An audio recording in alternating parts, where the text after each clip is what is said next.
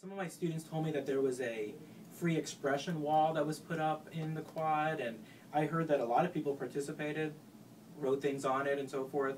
And I think that was a nice reminder about free speech rights on campus and free speech rights in our society and how important they are.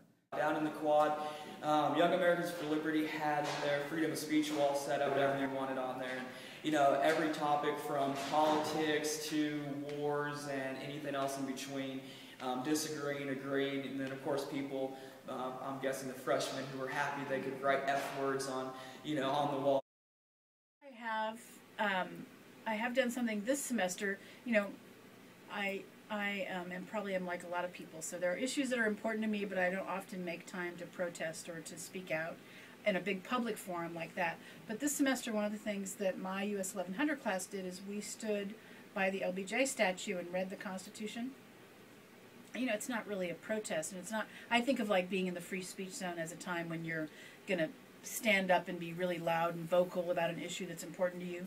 So I wouldn't have thought about the U.S. Constitution that as reading it would be that way, but I guess that was sort of taking advantage of this free speech zone. I was really glad to see the Occupy Texas State movement here on campus. As I mentioned earlier, I don't think we've seen enough student speech, so the fact that there were a good number of student protesters that joined the Occupy Texas State movement, I thought was very encouraging, and I was glad to see that. From what I saw, their message wasn't as cohesive as it could have been. They were angry about a bunch of stuff. During their shouts and their protests, I heard stuff about tuition, and I also heard stuff about gay marriage rights, which I thought was kind of interesting for the Occupy Texas State movement.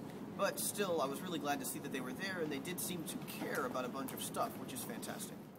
This is something that I did, where I was invited by the San Marcos Public Library to come talk about First Amendment issues, and I really enjoyed that, you know, because I firmly believe that the university should always partner with the local community and provide this information and scholarship and dialogue with the surrounding communities. And so anytime there's a chance to do that, you know, we should.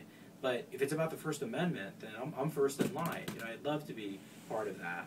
So, so there have been some really neat opportunities like that. A lot of fun things going on. I don't think we see enough free speech from students, but there is still quite a bit of free speech.